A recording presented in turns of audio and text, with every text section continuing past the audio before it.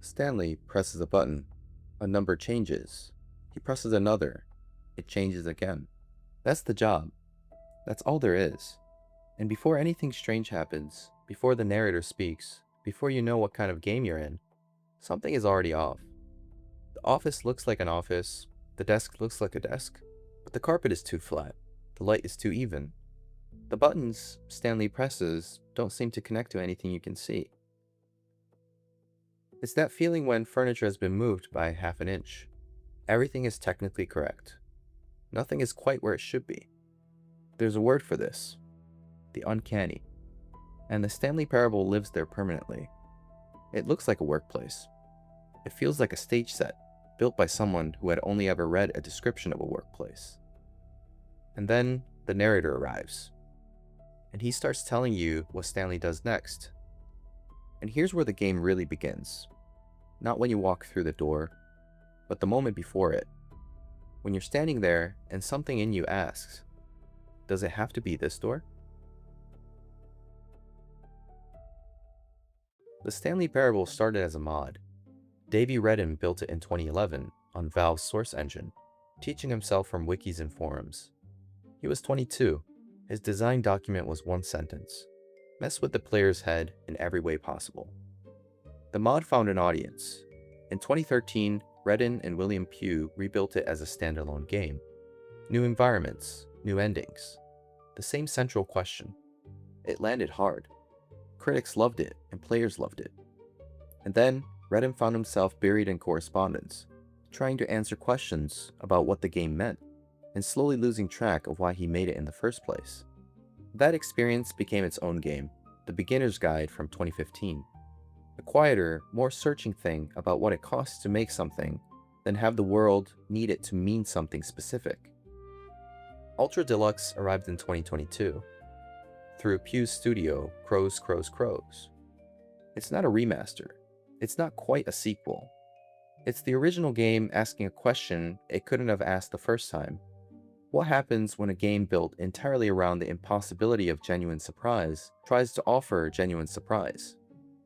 The script for the new content is longer than the script for the entire original game.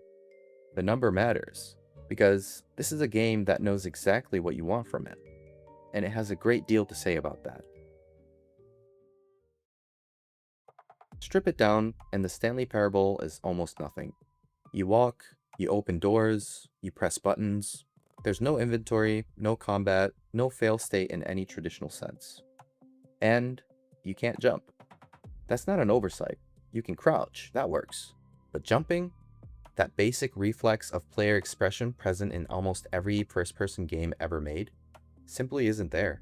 The ground holds you. The building holds you. You go where the corridors permit. What you do have is choice, or the shape of it. At certain points, the path divides.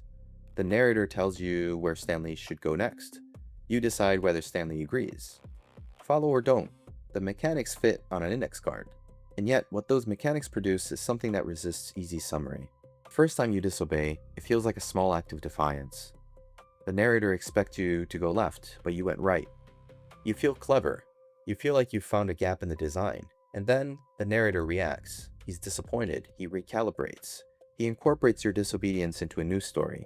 One that still ends more or less where he intended.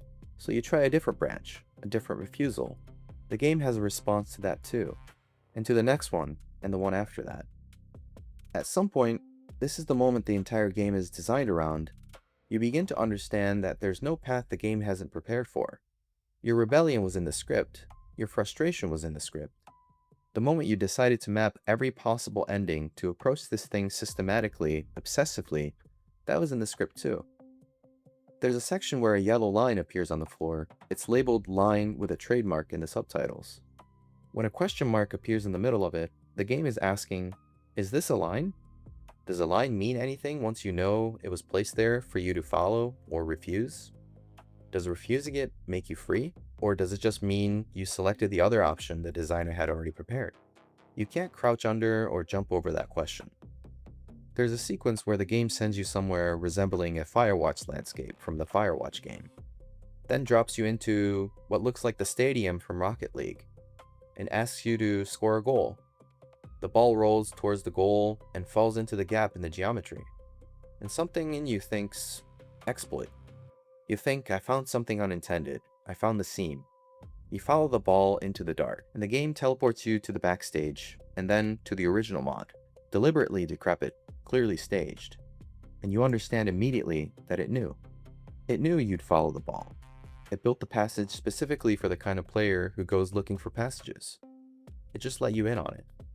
What you feel in that moment isn't quite frustration, and it isn't quite admiration. It's something closer to the feeling of being caught mid-gesture. A kind of embarrassment, and finding, unexpectedly, that being caught feels fine. The game didn't expose you. It didn't mock you.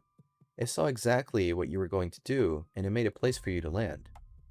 You were always the most interesting thing in the room, and somehow, that's not an insult.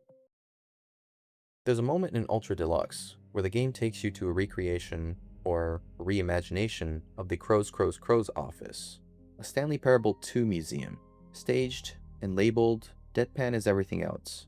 And through it, the game talks candidly about the development struggles, the pressure of following up on something that worked, the failed attempts at Stanley Parable 2, the creator blocks. It's the game making itself facetiously vulnerable.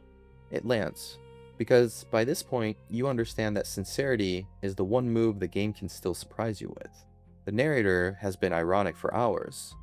This voice is just tired and honest and trying to explain something that resisted explanation. The funniest thing about Ultra Deluxe is that it's a game about the impossibility of sequels that had to become a sequel anyway. And here's the honest part. Not everything in Ultra Deluxe lands with equal weight. The original central joke, that your rebellion was anticipated, that the system always absorbs you, hits hardest the first time. Ultra Deluxe is, by definition, playing into an audience that already knows the trick. Some of the new content works precisely because of that prior knowledge, recontextualizing moments you thought you understood, adding layers that make the original feel different in retrospect. The Rocket League sequence, the museum, the bucket, which had no business working as well as it does. But some branches feel like the game is thinking out loud, rather than arriving somewhere new, which, for a game about loops, might be entirely the point, or might just be the cost of returning to a world that's so thoroughly self-contained. What the game ultimately argues, and this is clearest in Ultra Deluxe, where the argument has had 9 years to become more precise, is something more interesting than the surface reading suggests. The surface reading is that free will is an illusion. But you already knew that about the game.